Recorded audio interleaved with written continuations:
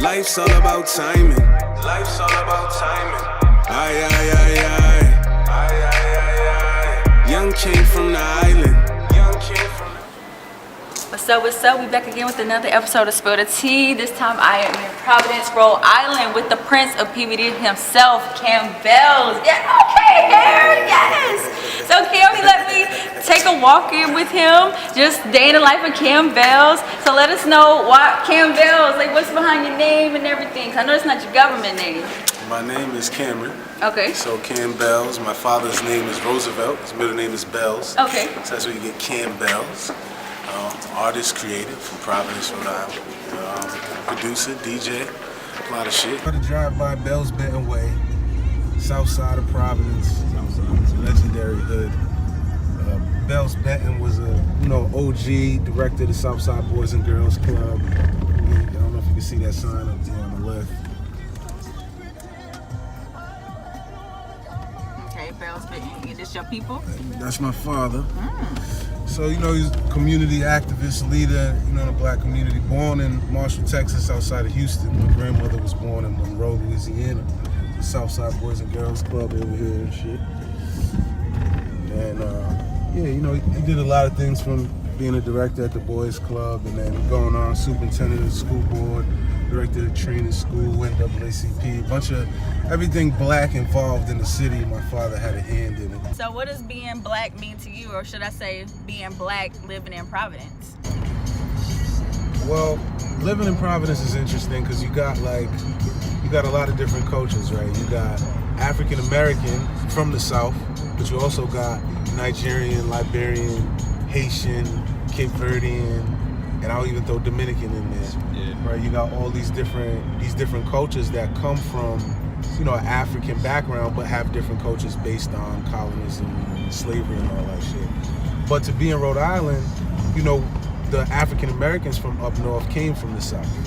Like I speak about my father being born in Marshall, Texas, outside of Houston. So to be black up north, you really, through your family, you're connected to these traditional Southern roots. Being black in Rhode Island, I feel like we got a responsibility to uphold the culture, to make sure there's super fire R&B parties and that, people understand the roots of it. Life's all about timing. Life's all about timing. Aye, aye, aye, aye. Hey, young king from the island. Young king from the island. Aye, aye, aye, aye, aye. Rosy dreams with the lineman. When I'm with you, it's a vacation. Cell phone on silent, baby. Me and you just vibing. Because if you come straight from Nigeria, you're not necessarily connected to that Southern hospitality, those roots where a lot of the culture was made through the struggle. I'm not saying that, in that space they didn't have struggles, because every country has their own struggles. Every country has been through different things, genocide and war and poverty. So I'm just saying, being black in Rhode Island, African American specifically, connecting to that soul music, connecting to the civil rights movement, connecting to, just that struggle and that pain that gives you that character, that gives you, that energy, that perspective on life, that hunger. You speak about people placing black people as being like violent and aggressive. Historically, that's not what black people have been. Black people have been the peacemakers, have been the spiritual people connected, to the energy, to the Father, to the Son. We over here at Seaplane, legendary after hour spot down ATL. Y'all got like the Waffle House, different shit like that. We got Seaplane, Arbys, IHOP. So we're gonna eat good. We got options at Waffle House. We got no damn options at Waffle House. Waffle House, you got 4 things on the menu. And then some lunch. You can get a whole burger. You can get like a Texas toast Philly cheese. Waffle House. You had a burger from Waffle House? You ain't never had a burger from Because we like breakfast. So we're in the mall right now, right in front of, it's not the mall, but it's one of the oldest malls that was in Providence. Arcade. Wow, in America. And we're here in front of the Cure Collection store. The homie Cool, he's inside. What's she doing, T? About to toss some tips from my man out in Cure Collection. Okay. We got the 5s in the thing. Sneaker shopping with compliments. Hey. I'll give you out a breakdown. Welcome to Cure Collection and all that. So over here, There's all that streetwear, so that's Supreme, Palace, Bape, Antisocial Social Club, Polo Bear t-shirts, anything streetwear related will be here. Even to things like Obey, even to things like Stussy, like anything streetwear related will be in this section. This is aka the hypey section. Hey. Over here is where all our sneakers would be. Everything as you see is what the sizes we have. We don't keep a bunch of sizes in deck. We're not a sneaker store, but we do have sneakers. All our Supreme hats would be right here. All our vintage hats to the bottom. Jerseys right here. Sports, pop culture right here. So it's TV shows, movies, anime, Harley Davidson, all that. Denim jackets right here. Champion right here. So t-shirts, crew necks, hoodies. Yes, Champion's cool again. It's strange right now. Heavy jackets right here. So like polo jackets, Nautica, North Faces. Niggas in Atlanta won't care about this shit. That's what it's all about right here. Hey. Patriots. Fuck the Patriots. We Fuck them lit. niggas. New England. Fuck them lit. niggas. They thought they was doing something by coming and winning in Atlanta. We essentially own Atlanta. We own Atlanta. We own Atlanta at this point. Whatever. We own Atlanta football at least. Whatever. We beat them in the Super Bowl, and then we came back a year later, and oh no, what was that? 2 years later. 2 years. 2 years later, we come back and we win in Atlanta. Y'all, We they make ain't them- taking over no Atlanta. We Fuck make them. that. We make them come to the game and watch us win. We have more playoff In their wins. arena. Yo, we have more playoff wins in Atlanta than they do. Whatever. We must. It's alright. Atlanta got the music scene, man. Y'all hold that down. What? I'm wearing sweats in the hoodie right now. Nothing swaggy about It's not gonna work. So what's the strand? Strand Ballroom and Theater, biggest live music venue there. We've had, last week was Trippie Redd. We have all the young people, the A Boogies, Rigo's been there. Anybody you could think of, Young Dolph was there a couple months ago. What are you looking to contribute to the scene of R&B? I don't know, I feel like R&B is just a way to spread love and get people to come together and, you know, just have some good vibes. So when I do the R&B with the live band, it's just a night full of good energy, good people, usually some good drinks, some good food. And then it crosses over to like the album and providing those type of vibes through the music so people can take it with them.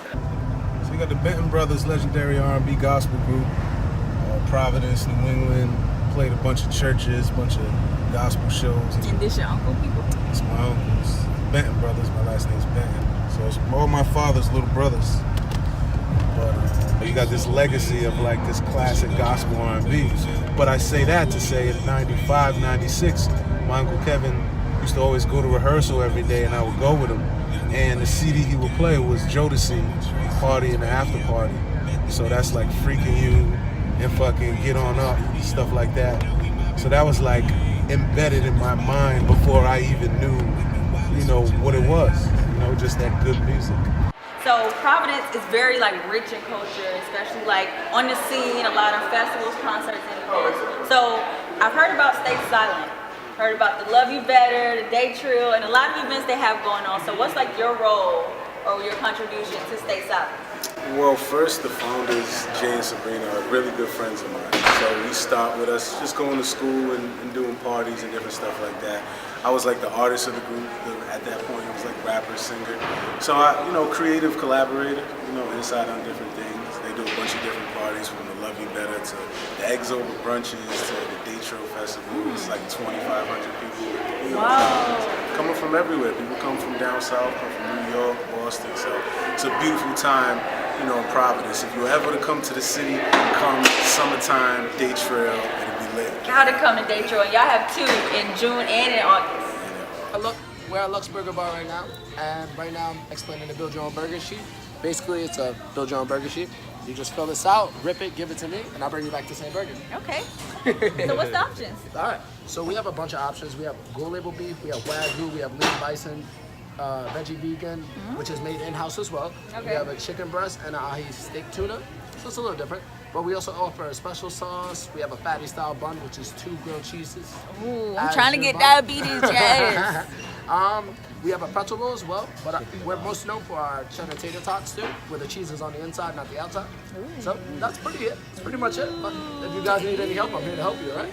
Thank you. No problem. Would you guys like anything to drink? All right, Let me put that down. I got the grilled cheese on top of the burger. Yes. You got over there, Kim? you got the same motherfucking thing? Yeah. You want me to take that out the way next time? Then we all getting diabetes The tonight. coloring? You guys still working on these? Are you also with these? Okay. So speaking of the album, you got your latest single, the hugest single, Timing. Yes, and I love that. I love how the project itself it's a lot of R&B, but you have like a hip hop feel to it too with the project. So tell us a little bit about Timing and overall with the project. Word. Well, Timing was the second single we dropped. You know, it got the R&B melodies, but it also got the 808s and the trap snares, very similar to like southern music, where you get a little bit of auto-tune in the melodies, but you also get some real hard bass lines that'll get you going. But most of the project is just a lot of that. Samples are like The Dream, Erykah Badu, Tori Moore, different stuff like that. It's really good music though. Life's all about timing. Life's all about timing. Aye, aye, aye, aye. Aye, aye, aye, aye. Young king from the